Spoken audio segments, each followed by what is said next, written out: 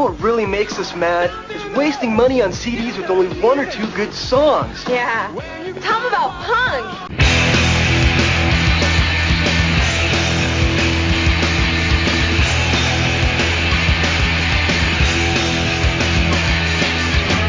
What's up, posers? Welcome to Punk Lotto Pod. I'm your co-host, Justin Hensley.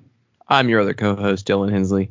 And this is the show where we choose 1 year at random and select one punk, hardcore, emo, or punk-adjacent album from that year to discuss. This week is a continuation of our challenges series that we started. It's more of just here's a prompt, let's pick an album based on the prompt. So I challenged you to choose an album from the year 1989, randomly selected, and you chose Start Today by Gorilla Biscuits. Good choice. Excellent choice. Brilliant options there. The very end of the episode, we pulled my year at random, and I was like, man, I hope I get a year better than 1989 to choose from, like one that's not as hard. And I drew the year 2022, which I feel like became even harder to choose because at least with 1989, you had history and hindsight to be able to figure out what album to talk about. But you're like, well, that was important. Working with 2022, we had to go, well, none of this stuff's important yet. I guess it's what we like best is how we're going to decide. History will tell us in the future what is most important from 2022. As of right now, I don't think there's any sort of consensus. But before we get into that, head over to our Patreon. It's patreon.com/punklautopod. For $1, you get access to all of our weekly bonus audio. Last week, we did a bracketology entirely made up of debut albums. Very fun head-to-head challenges of records that, pretty obvious records. We explain it in the episode, but it is very much these are some of the most popular music guy albums. But we had fun going through it. You also get the new release update, which is a weekly bonus audio where I choose 3 albums or EPs to showcase. And last week, I showcased you. Who, me? Yes, Dylan's band Major Awards released their debut single. Hey, debut. There we go. Yeah. Right in the theme. Luxurious Sarcophagus. And you and I talked a little bit about like, man, we could do like the full like interview for a debut, you know, or not debut. Do the interview for like having an artist on the show since, you know, like guest format. But like, I guess we have talked a little bit about the recording process you had. Did we just only talk about that on the Patreon? It may have only been on the Patreon where we really talked about it, but yeah, well, let's just do some like a quick overview of Major Awards. So it's your band that you have been trying to form for a decade, right? Yeah, basically. So it's been almost I realize it's been like 12 and a half, almost 13 years since we released our first and only EP with our previous band together. After that, I really just kind of was like, as that band collapsed, it was like I wasn't like actively looking to play music or start bands, or, you know, it was something I kind of considered and thought about for a while, but I just felt like at that point I was like, I'm not really a very good guitar player. I don't know how to write songs. So it was just kind of like tucked that away and played bass for a little while with some of the guys from our previous hardcore band and the next thing that they were working on, and played some shows, and it didn't end up recording anything with them. It didn't really pan out, just kind of like fizzled. But kind of like post that, I'm like, I really want to play music. I really want to write music. And I was just listening to a ton of stuff and going to Fest and seeing all these bands and being like, I really want to do this. I want to play in a band where I sing and play guitar. Like that was really the idea. So it was just like, I'll figure out how to write songs. So I just kind of like did that for years. Sitting down and just like really kind of like tackling like that idea of how to write songs and really doing that by just looking at songs and being like, oh, okay, well, these chords go together. Like, and you put those chords together and then you sing whatever makes sense to sing over top of it.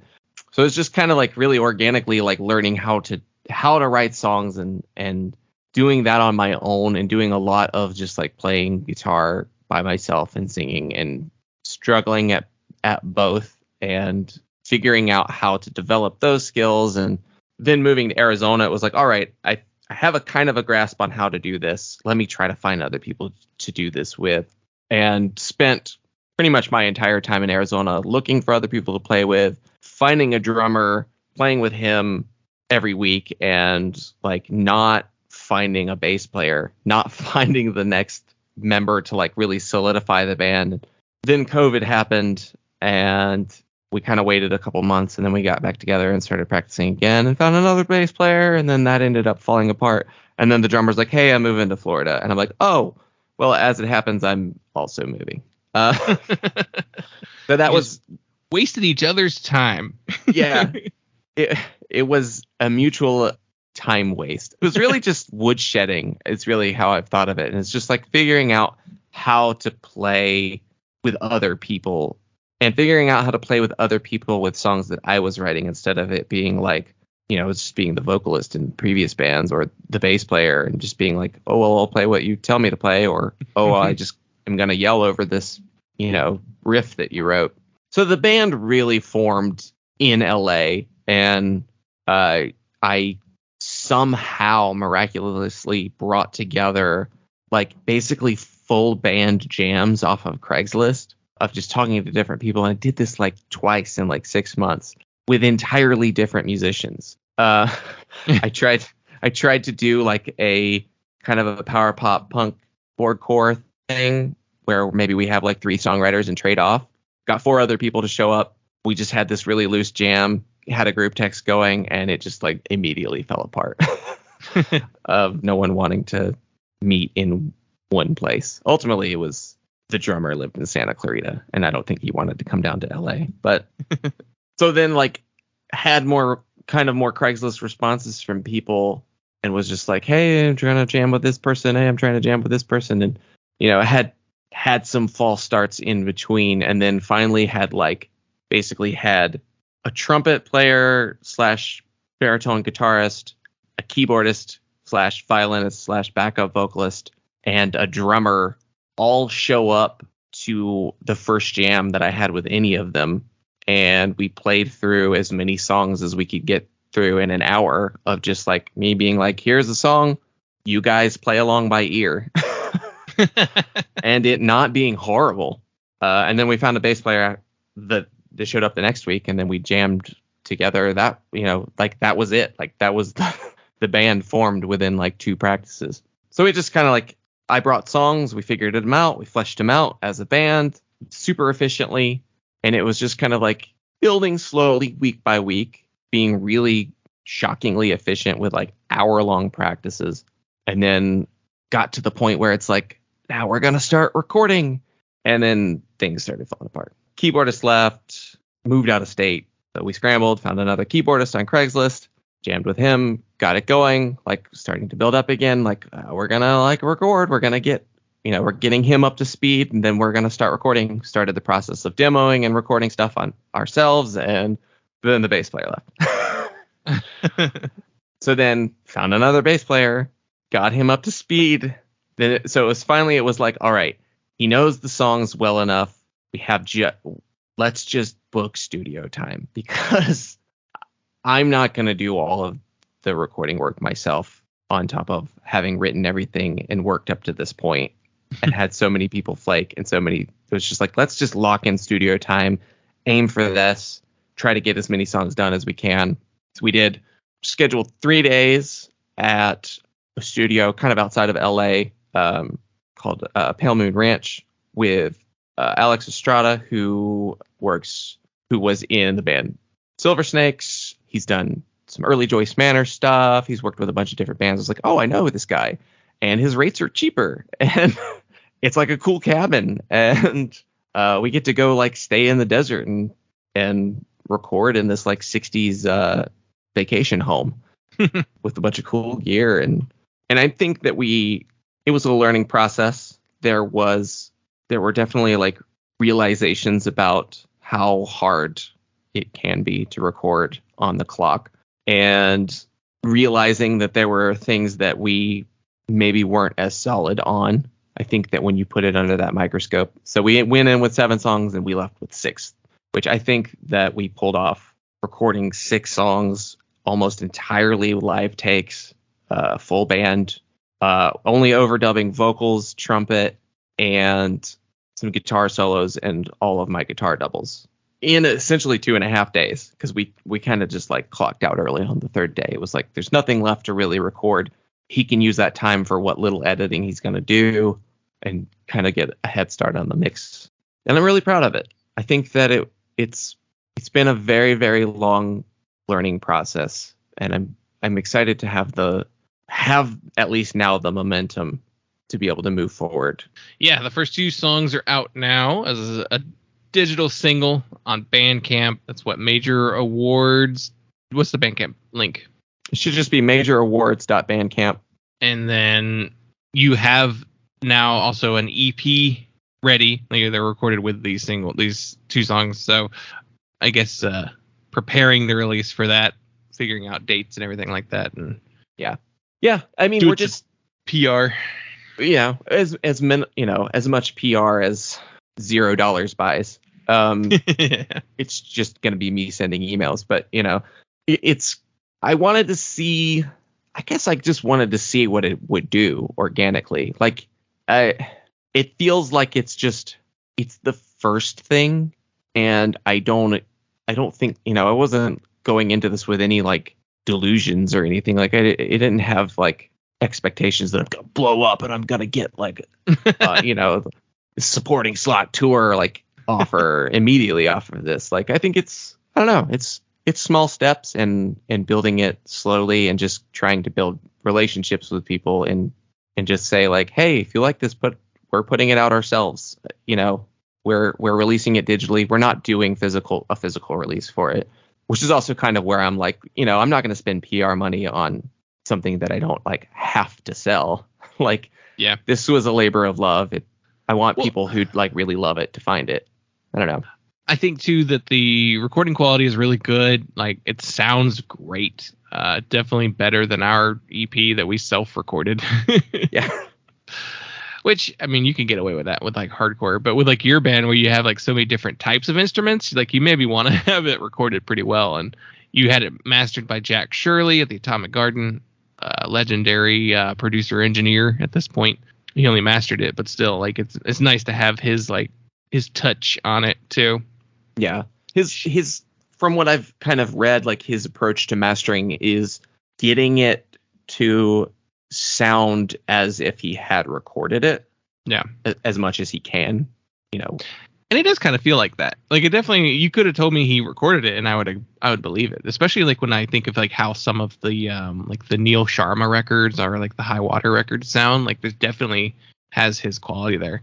It'd be awesome if you could record with him. That'd be the next like goal, I guess, like as far as recording future stuff. But yeah, it sounds really good. And I think that too is also gonna, having quality recordings is going to make booking shows, and if you have members leave again, because I think you're in the middle of another member swap right now. Yeah, we're working with a new keys player. We'll see. This would be the second practice with him tonight, so not counting on him as a full member yet, but we'll see what happens next. But having those to like send someone who's like, this is what we sound like. Yeah. Instead of being like, well, here's a really, really, really, really rough demo of what we sound like. I really liked, this kind of like the thought process in terms of like the recording approach. Like, even though the vocals are overdubbed, like we still didn't have like endless time for me to comp every word. Like it was, like it's mostly live takes. Like it's like maybe a phrase I hit again, but it was, all of the vocals were recorded in like 2 days with like hour-long sessions. Like it was really not, I wasn't trying. I mean, there's just the limitation of what I can do with my voice. I just can't sing for 4 hours and have it sound good. So it was just like really wanting to leave it feeling like something that could be, sung live. Like it doesn't feel it's, it's not endlessly comped together word for word. Like it's not, there's a little bit of fixing happening, but that's about it. Like it's just to keep it natural and consistent with the recording. And I think that the overall recording of the band, like there's bleed in the microphones because we're playing in the same room. Like there's just things that can't be fixed. Like you can't fix things in time when you have the guitar and the baritone guitar and the keys and the drums. All the amps are isolated as much as possible, but they still have to be loud enough that they get picked up in the microphone, like primarily. But you're gonna get bleed into other microphones. Your guitars are gonna show up in your drum mic, so you can't fix a timing mistake on somebody else's part without getting all these phase problems and things sounding thin and weird and bad.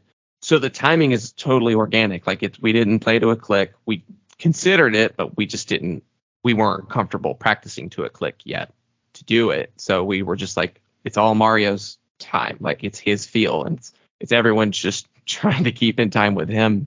So that means like all of the songs were recorded in these like full takes where we like maybe punched in the end of a song. Like it's just like where there's a natural, easy place to do that.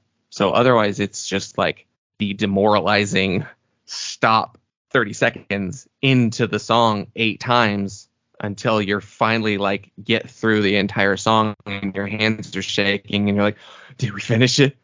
Is that the take?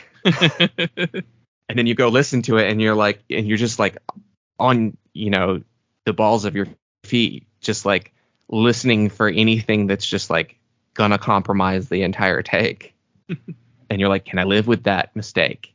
And so there are little things like this in Lux. There's a little going into the last chorus. We do this little half step drop, but I dragged into it. Like I just like kind of forgot to make that half step. So I'm just like doing the little arpeggio and it just like lags a little bit behind the rest of the band into it. And it was like a mistake, but it also like works with like the concept of the song, all of the like the chord changes that I'm doing and throughout that song. Like it's just a little happy accident. It's like, and it's not super obvious, but I wanted it to just feel like, ultimately I wanted it to feel like a studio quality recording of a live band. Like this is what you're getting. Like when you hear this recording, this is pretty much exactly what we sound like. I think it's really honest. I think it feels like a classic record in that way. I think, and that's what I'm, was thinking of, like having these set tones. Like we used our own pedal boards and, we just like had this set. I mean, we used the Rhodes piano that he had, but it was that throughout the whole record. Like there's not like switching up different key patches. There wasn't like, we weren't experimenting in the studio to find different sounds. And I would like to do that kind of stuff later, but I think for this, I wanted it to be almost as bare bones as possible while still being like, high fidelity recording.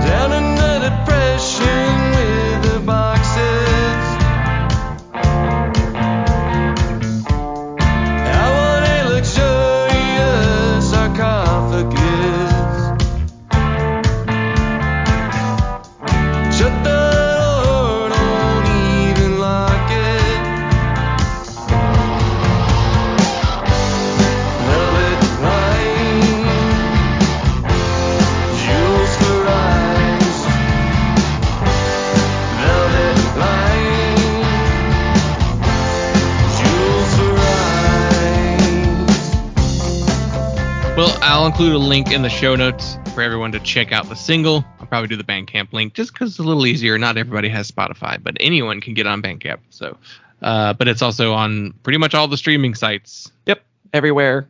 All of the made up streaming websites that you've never heard of.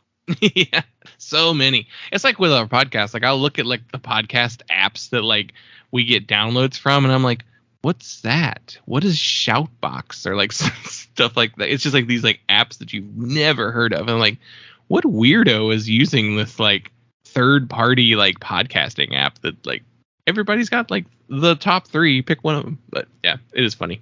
There's so many streamers out there. But yeah, well then let's get on with the rest of the show. So debut albums 2022, and God, 2022, a year. Did we talk about this at the, I think we did. We talked about it at the end of 2022 about how there wasn't this, it's not a year where everyone was like agreeing on what the best like music was. Like there was a lot of just like everybody kind of like dug their own stuff, but it was like a year where it was not as much consensus. It wasn't as much like, oh yeah, everybody loved that record. Then there's like a couple things, but like then some of the years prior, like 2020, I think 2020 and 2021 were like really awesome years for music like that. Whereas with 2022, it was just like, I mean, that Soul Glow record's pretty cool, right? Like that's kind of where people landed on stuff like that. And so I was like, man, trying to like look back at last year and then like trying to be like, well, what was important? What was big? And then being like, and what was a debut album? It was just like, oh, what are we doing here? So like for frame of reference, the number 1 and number 2, I think, are both debut albums. So they're worth mentioning. And that is The Smile, A Light for Attracting Attention. That is Radiohead. I mean, it's just Radiohead. Yeah. It is Radiohead. It's Tom York and Johnny Greenwood. And Tom Skinner. Is Tom Skinner in Radiohead? No. So like a different drummer.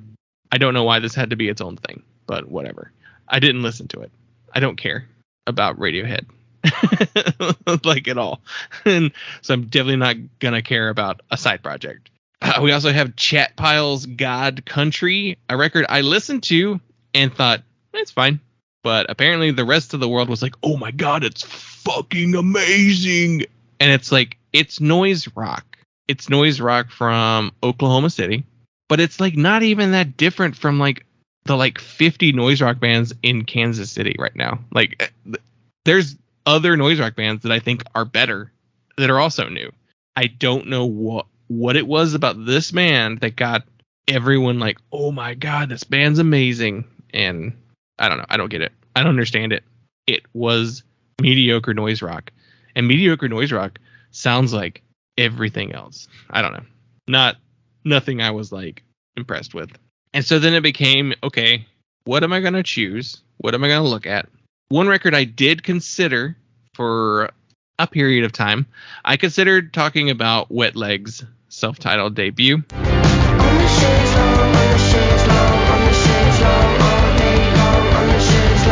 But they're also a band that there has been too much discourse about. Yeah, that was such a weird week that record came out, of everyone talking about it. People talking about how incredible it was, and then people being like, the whole plant discourse. And I listened to it probably with like all of that in mind, and I was like, it's fine. I definitely see why this got pushed. I don't really see the plant accusation. This doesn't seem any more unnatural than any other band whose debut is massive. I don't know. Well, the thing about them is the push started the year before. Like, so the year before, friend of the show Ann Lepore asked me, he's like, have you heard about this band called Wet Leg? They have a song called Chaise Lounge. Some people hate it and other people love it. She's like, I love it, but I know a lot of people who hate it. And so I listened to that song. I was like, I like it. I like it. I could see what people don't like about it. It's very repetitive, but I don't know. I enjoyed it. And so I was like, yeah, they got a record coming out next year. Like, there was not even a date for it yet. It was that far out in advance where like they had some buzz and they had some singles, but they didn't even have like, here's the record date, you know? So I was on the lookout for them. It felt organic. You know, I heard about them before they were like discourse top, discussion. And really that industry plant thing, it seems to pop up around women more than men. like most of the time. And really, anytime I see that, I'm like, are y'all serious? Or is this just classic misogyny? Where you're just like, oh, there's no way a woman could write this music. It's like, what? I don't get it. I don't know. I don't know why the accusation exists. I mean, I don't know. I mean, it's not, I guess it's related to nepotism babies, and like, I guess people are just like always like really weird about rich kids being involved in the arts, but I'm just like, they always have been. I don't know. I mean, some of them make good art and some of them don't. Yeah. I mean, I don't know. I don't know what to tell you, but like, even if I work really hard and save up the money and pay for press, like, I'm still paying for press. Anybody can commit payola. I don't know. Yeah, I don't know. This band specifically, it just struck me as like, I know why this got big. It's the kind of indie rock that gets big. Like, and there's a hook being that they're from like a weird place too. Like, isn't it? Where are they from? They're from like, yeah, they're from the Isle of Wight, which is like a weird place for like musicians to be from. And the fact that it's like a 2-piece. Yeah, I don't know. I don't get it. Like, is it just because it was fast? Is that really the thing that people are like very like, oh, it's too fast. You got to grind for a decade before we can accept you. I don't know.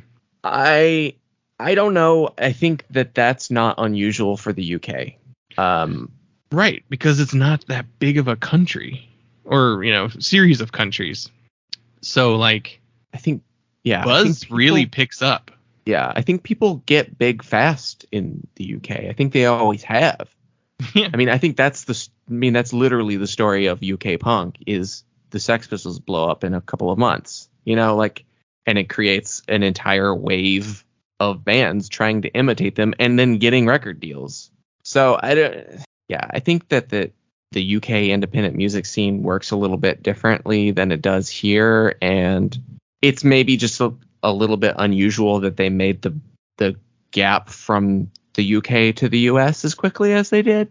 But I think they also don't sound especially British. Yeah, I don't know.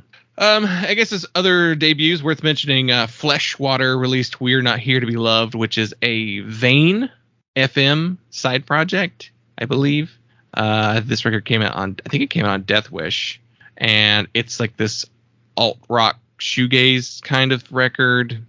I didn't like it. Oh, it came out on Closed Casket Activities. So, but it was just like, it's hardcore guys doing like hum is really what it is again. I'm like, man, when is this trend going to die? Why are there so many hum worship bands still to this day? I kind of was like, well, Odaboke Beaver have a record called Super Champon, which is like their first like full studio record. But so many people considered their 2019 Itakoma Hits as their debut, even though it's like technically like a compilation. I think it's some like earlier material. I think it's like some earlier material plus some new material. So people are like, it's the first. And so I was just like, I think on a technicality, it probably, you could say the other one is the first, but I didn't like that one nearly as much as I liked Itakoma Hits. So there's that Yard Act band. They put out a record called The Overload, and it's another one of those like post-punk, The Fall type bands. But like this one, I guess, felt a little bit more just traditional post-punk and less of the like the Idols style of Oi Brov type post-punk. But I didn't really care for that one either. Like, I definitely was like, could I pick something I don't know? And I was like, I don't know. I don't know if I could choose something I don't know from this year and get as much out of talking about it or listening to it. The other record that I was like really, really contemplating, like I was literally like torn between that one and the one we're talking about today, and that is the Linda Linda's debut album. We'll dance like nobody's there. We'll dance without any cares. We'll talk about problems we share. We'll talk about things that ain't fair. And I kind of was like, there's a lot to talk about with the Linda Lindas. Like, they have this unique kind of history. Like, they're all like, they are children, like actual children. Every single one of them is like mid-teens, maybe like 13, 14, 15-year-olds. And I think even younger than that when they started. And they were they in the movie first? They did that movie that Amy Poehler directed. I can't remember if they had done that first or if they had already like been a little bit of a viral thing. The movie's called Moxie, came out in 2021. So they must have already been a viral thing because they have an EP in 2020. So, okay. I think they had gone viral with like a YouTube performance or something, and it was just like this, oh, look at these kids. It's so cool. Like this group of kids like playing music together. And then they do the movie, and that becomes kind of even a little bit of a bigger thing. And then it's like, man, this band's cool. You know, these kids are cool. They get signed to, is it Epitaph that they get signed to? And it was like neat to see such young kids like putting together like a band like this. And it's a good record. It's fun. There's like it's kind of like a hodgepodge of like different kind of sounding stuff. Pop punky, a little power pop, little Riot Girl, there's even like a little like new waviness to it. It's an enjoyable album, but it didn't feel like it was going to be like this like long standing, like, look at this classic record. I want to say friend of the show, Justin, actually texted me about something else.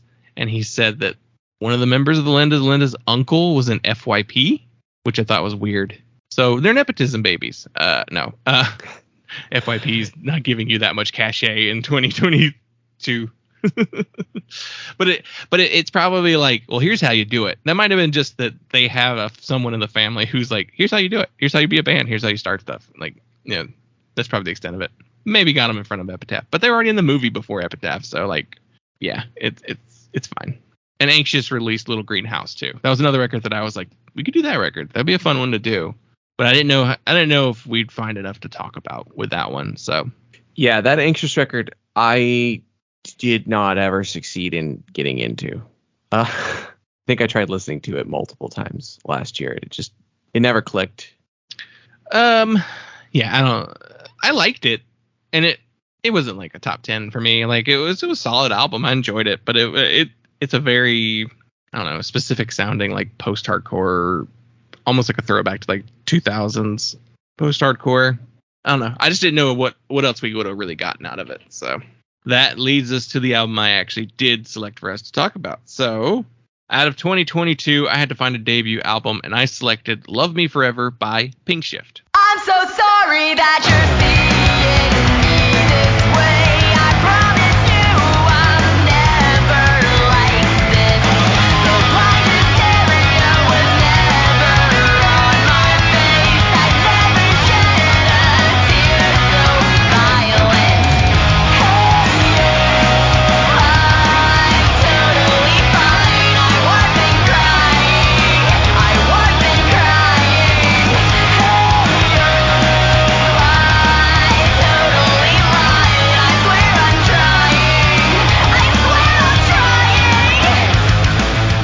Pinkshift from Baltimore, Maryland, and they formed in 2019. This is their debut album, released October 21st, 2022 on Hopeless Records. The person on this record is Ashrita Kumar on vocals, Paul Vallejo on guitar, and Myron Hongbeji on drums. I hope I got that right. It's Houngbedji. And the album was produced by Will Yip. And I first got into Pinkshift when, like everyone did, they put out their single, I'm going to Tell My Therapist on You, blew up online, just was like, it tapped in on a little bit of nostalgia. Also, like, it's a new band. They're all young. It's like a multicultural band. Like, everyone in the group comes from a different background. And it was reminding a lot of people of like the mid 2000s emo pop punk explosion of your My Chemical Romances and Paramore and Fall Out Boy, like that kind of stuff it was like a throwback to that sound. And so I was just like, oh, cool. This is pretty cool. I like this sound, I like this song. I know I put it on, maybe did like a Punk Lotto radio and I put that song on there. And yeah, it was good. They blew up and they kind of just became this band that everybody was kind of watching out for. They put out a series of singles and I was like, oh, cool. They've collected all those singles together for an EP called Saccharin in 2021. And then it was announced they had signed to Hopeless Records and they were going to put out a full length on the label. So like they're a band that I jumped on when like most of the internet jumped on with them, and was just like, cool, let's go for the ride. Let's see what's happening. Let's see what this group does. So I was anticipating this album when it came out. So I had it on my list of albums to check out, and it came out on my birthday that year. So I was like, hey, cool. There's a couple other records that came out that day, and I can't remember what they were now, but I had a list of like 3 or 4 records that day. But yeah. What did you have any kind of like preconceived notions or thoughts about Pinkshift before listening to this record? I remember hearing probably the first single or maybe one of the early singles. I didn't listen to this record when it came out. It kind of slipped by, and I was maybe not interested in it at the moment. Just like based on what I knew that they sounded like, and then just like never made a point of going back to it past a certain point. I am definitely very aware of them on social media. I see them a lot on social media. I see them tweeting a lot. I've seen a lot of conversation about them, but that's it. I mean, that's kind of it. Like, I didn't really have like, I think that, the most like people talked about them being like sounding like Paramore, because is a comparison that I've seen a ton, but that's it. That's about it, really. I haven't really like invested in listening to them prior to this. So like trying to choose which debut album to go with, like it was tough. I was like, okay, we're going to want to do a record that I enjoy at least, like something I already like, something that there's like something to talk about around the story of the band. And they have an interesting backstory, which we'll get into. And that's why I was torn between them and the Linda Lindas, because I was like, well, there's like a backstory there. And they were the two that I was like mainly like, one of these I'm going to choose. Wet Leg was like the third option. I was like, we could get into the discourse. Like that's the thing we could have done with that one too. But at the same time, I was like, I liked that record, but I wasn't blown away by it. And I was highly anticipating the Linda Lindas and the Pinkshift records when they were announced. So I was like, okay, between the two, I'm going to do like, I did like a quick side by side, like listen to the first couple tracks of each record just to be like, what headspace do I want to be in? And I think ultimately I chose the Pinkshift record over the Linda Lindas because I think it's stronger overall. The Linda Lindas feels very kind of hodgepodgey. There might be some more standout moments on that album, but overall it does a lot of different things. And this record felt a little bit more cohesive. And I guess like the final deciding factor too is that I remembered I went and saw them open up for Pup in 2022. And I saw them, and the crowd was like, they paid attention to them and they were into them, but it wasn't like a crowd that was like knew their stuff really well. So it wasn't like super duper into their performance. But at the same time, like I was watching them play and I was like, oh, these guys are potential superstars. Like I just felt their performance was like, oh, they're good. They are really good. And they will be headlining their own tours in the future. They're just gonna have to work up to it, but they seem confident on stage. They like do, I don't know, they pull off like the rock star element really well. It was it was just a really good performance that I was just like, okay, yeah, this band's they have the potential to be huge. So that was kind of like my deciding factor. It's like the Linda Lindas seem like the kind of band that like could easily fizzle out in a couple years, because they're so young. Maybe they lose interest in being in a band and they just fall apart. But this one, it seemed more like, okay, let's go here, because I think there's more meat on the bone, I guess, for the record. So I want to get your thoughts on it first before you go into like the backstory and everything. So what did you think of this album? I think it's decent. I think that it's part of, I see them as a band that's kind of part of the pop punk revival wave, but are actually a reputable band of credible musicians. I think that I think they also work because they don't feel like nearly as much of a throwback as they are maybe made out to be. Because I mentioned the Paramore comparison a lot that I've seen for them, and it's a little bit there. Only in like Riot, like specific songs from Riot era Paramore. Like I don't think that she sounds like Haley, though I do see that like I understand how she's like in the same category of like kind of powerhouse female pop punk vocalists, but I don't think that she like has like the same style or tone. She sounds more like Gwen Stefani than she sounds like Haley. I think she's also like coming out of the gate stronger than Haley did. I don't think like when Paramore got popular, she wasn't really pushing as hard as a vocalist. The vocals here are like front and center, like pushing on every song, which is kind of funny. I saw someone else make this comparison, but it made a lot of sense to me. And I think that it also does fit sonically, like with a lot of the kind, like the song structures and the writing and like the riffs and the speed and some of the technicality of like early AFI. Not like early, but like Sailing the Seas and yeah pre or Sing the Sorrow, like that kind of AFI. Yeah, your Shut Your Mouth, Black Sails, Art of Drowning kind of period AFI of like this theatrical, like almost like Herculean vocalist over this like really fast, like kind of like erratic pop punk band. Yeah, so that's you hit on some things that are kind of what I learned through research too. So the group, going back to the very beginning, initially forms with just Ashrita and Paul in 2018. They met in college and they started writing music together under the name Sugar Crisis. They recorded the song Mars, which would be one of their very first Pinkshift songs, and it's on the Saccharine EP. And they were like, well, we need a drummer. So they started, the way they described it was they started just like hanging out near the like practice rooms on campus and just like listening for good drummers. Like they were just like, who's practicing today? Okay, let's see how they sound. And they just basically just like listened to them play. And they said Paul was like, wait, I know that beat because it's just drums. He's like, I know that. And then he's like, oh, that's Helena by My Chemical Romance. And when Myron walked out of the room, they were like, hey, we heard you playing. We think you're really good. You want to be in our band?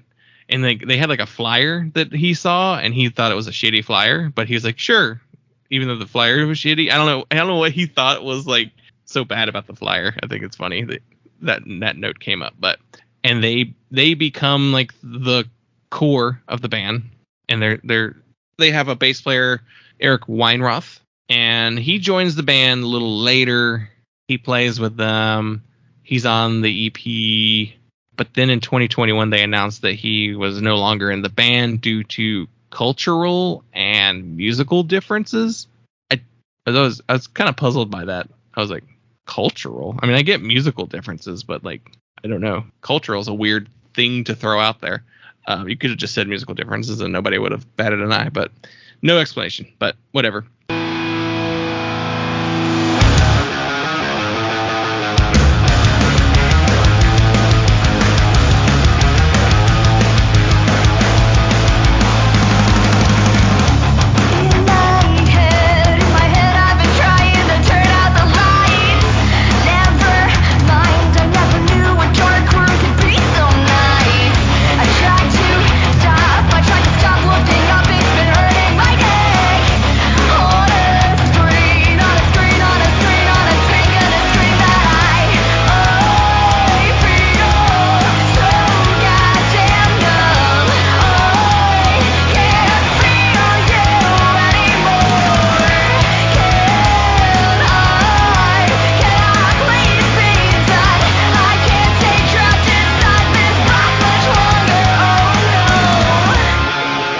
So like it's funny they often got compared to Paramore when that single first came out, but funnily enough, like they didn't listen to Paramore. Paramore was not an influence on them. They were not Paramore fans. Ashrita, I think, tweeted. She was like, after the single had been out for a while, she was like, I'm gonna listen to Paramore for the first time.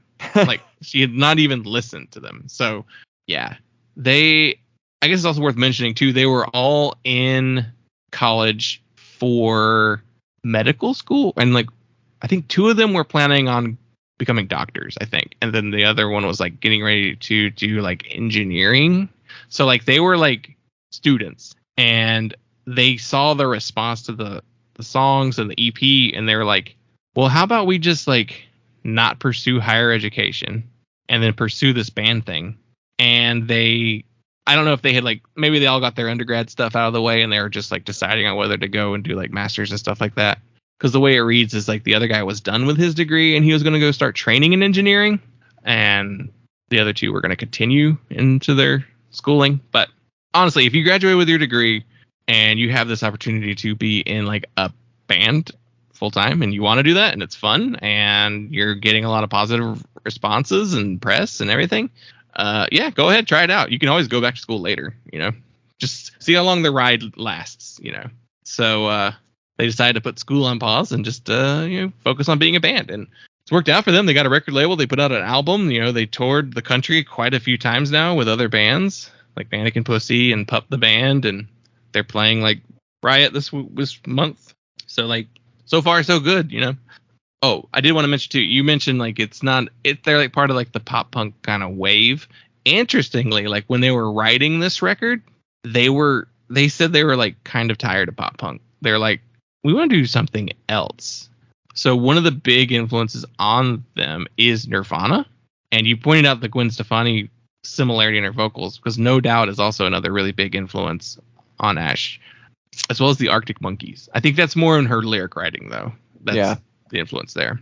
And like the drummer said, he's like, yeah, I like playing along to like Kublai Khan records. Like he's into like metalcore stuff like that. And it's funny. I don't think they're really like pop punk people. I think their thing was they liked My Chemical Romance. They wrote an EP inspired by that stuff. And then they were like, but I don't only want to do that. So then they started like bringing in all this other stuff.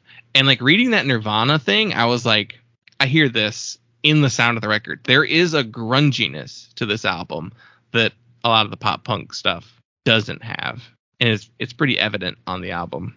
So re-listening to it, I remember liking it when it came out at the time.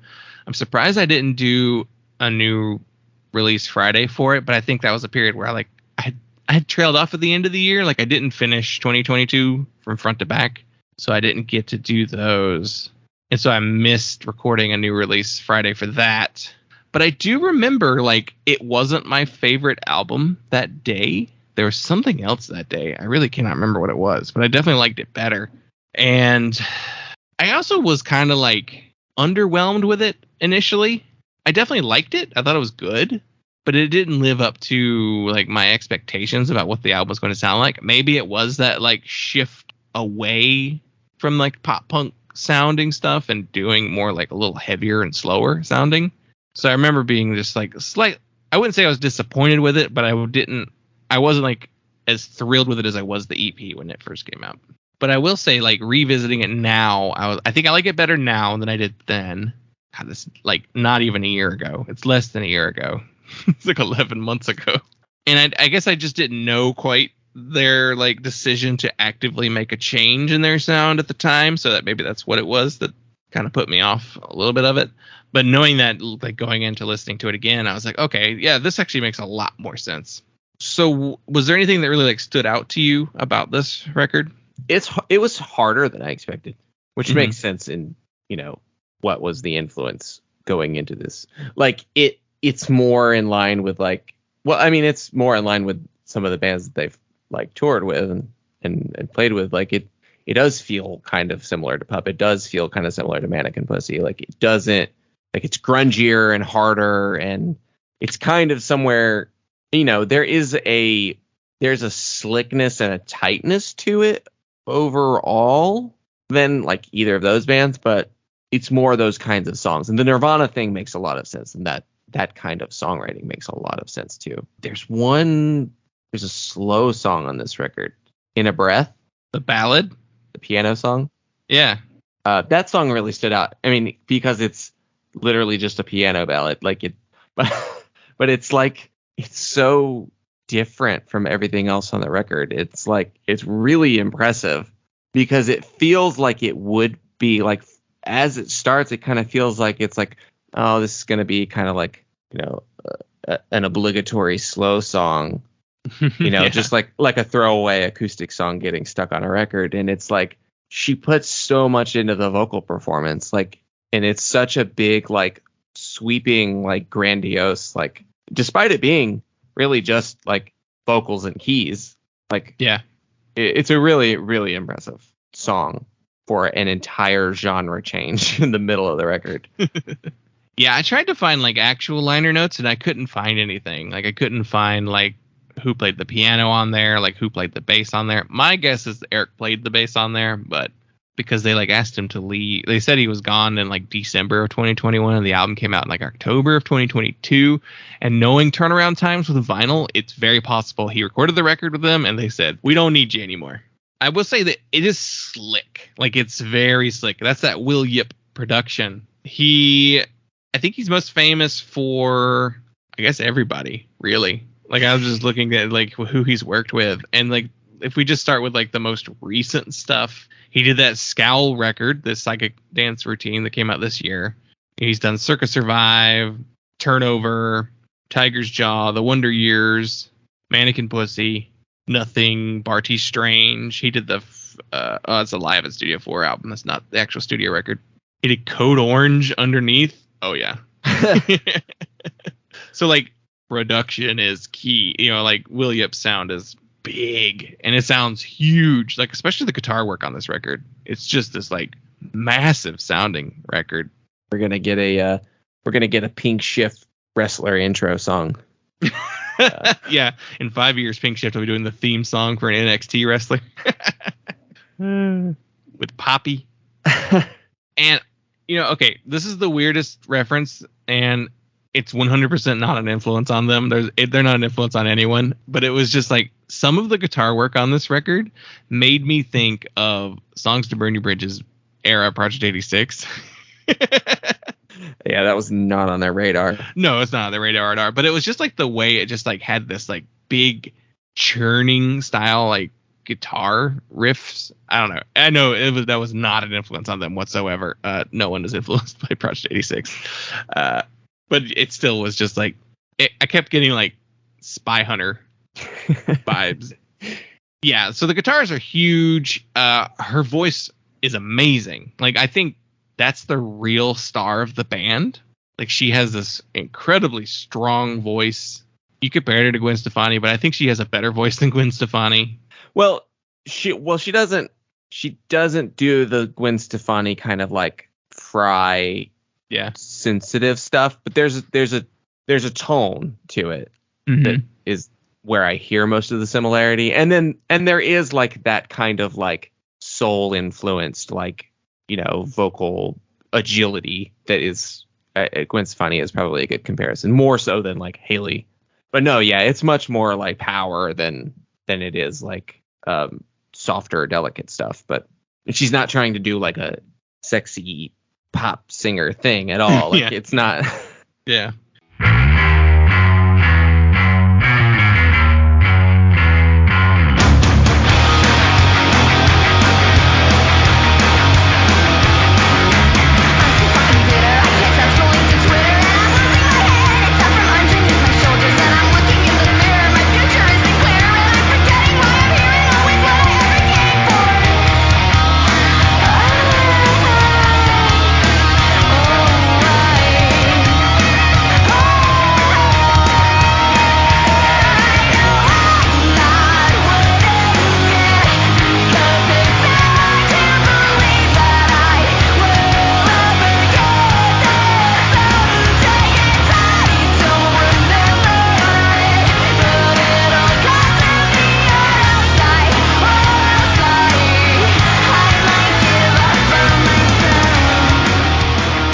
Does this thing on which song is that?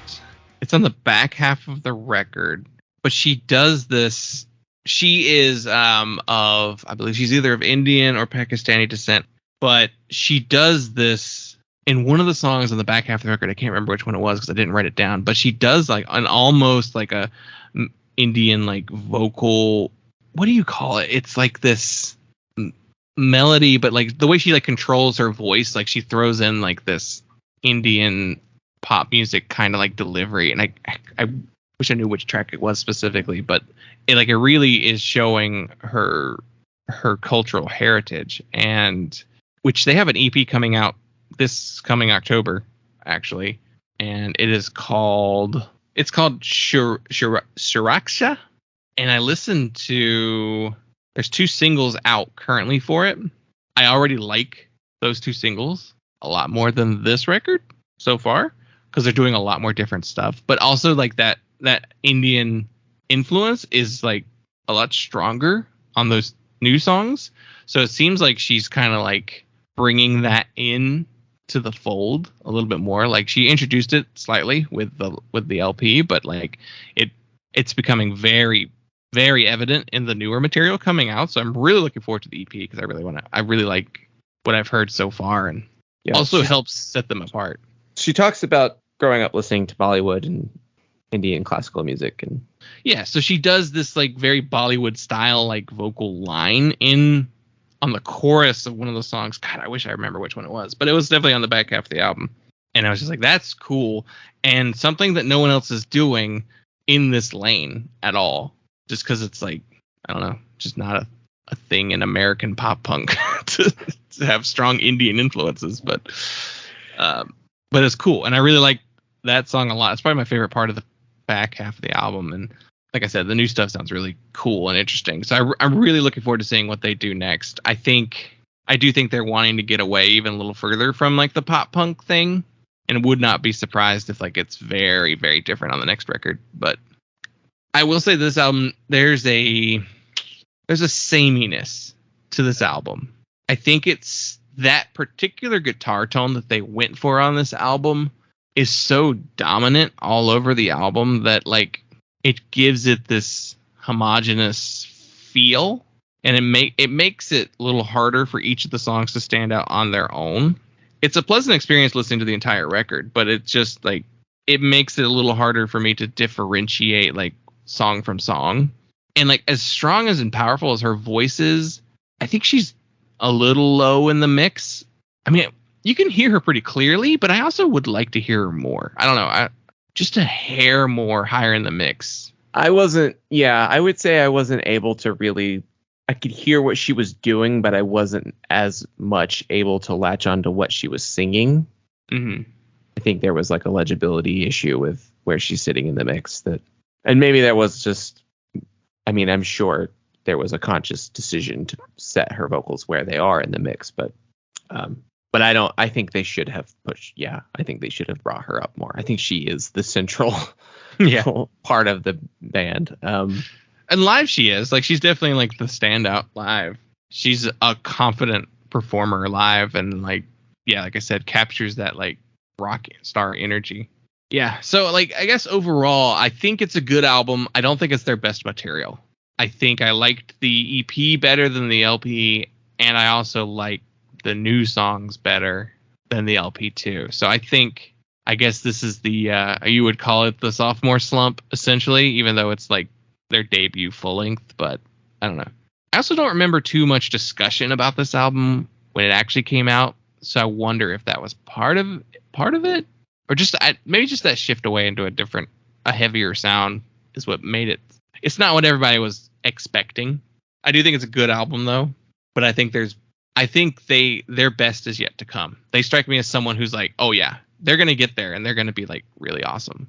So their ceiling is much higher, which they started out very great, very powerful, like just a great opening salvo of releases. And so this is, a lot of times people are like, the first thing they do is the best thing. It's like, I don't think that's the case with them. I think they're gonna get better as they go too. So I'm looking forward to that new EP next month.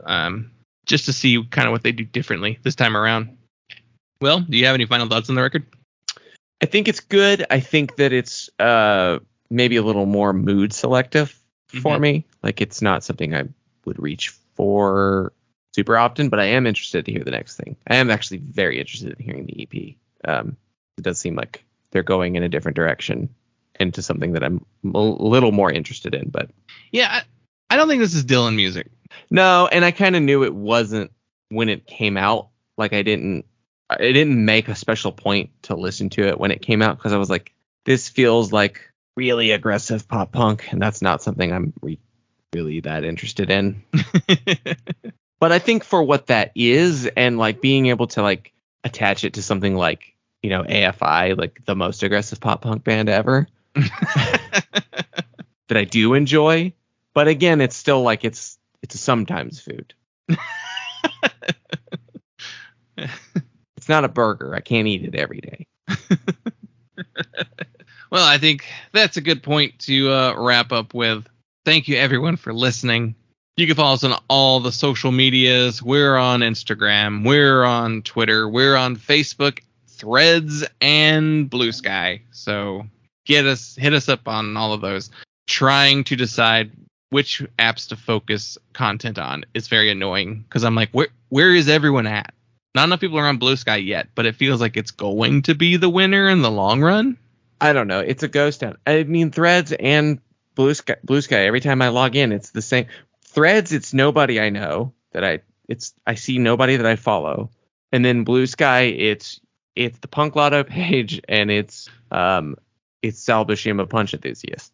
And that's literally all I see because no one else. I follow almost nobody else, and nobody that I do follow does posts on it. So. I've given out 2 like invite codes to people, and neither one of them have actually used them yet.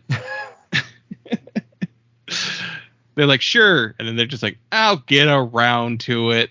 They just need to open it up to everyone so that people will flock to it. Because Threads was way too many people that went and signed up for it because they got like a notification through their Instagram. They're like, oh, what's Threads? And then they signed up for it, and they're, oh, it's just Twitter. Never mind, and posted nothing.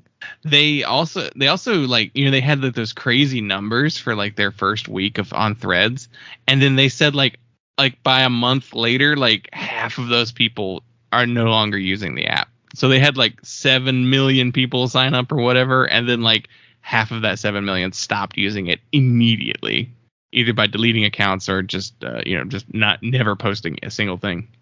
Yeah, I get why they haven't opened Blue Sky up all the way, because they just want to make sure they can like handle it server wise. And I've seen they've had a few server problems in the last couple weeks, so I know why it's not open for everybody. But still, let's let anybody get on there.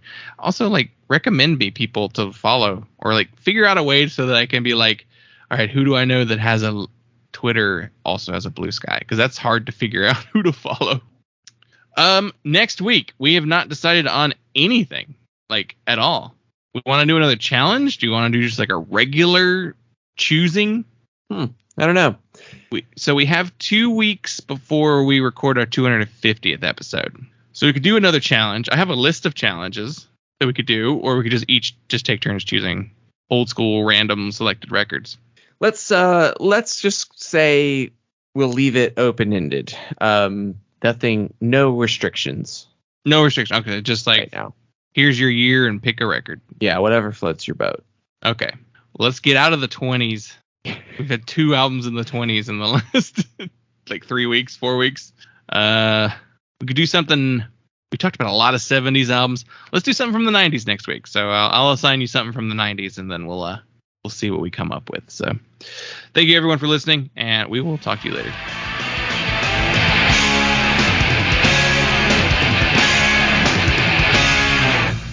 To order Punk, call the number on your screen. Rush delivery is available. Remember, this special offer is not sold in stores.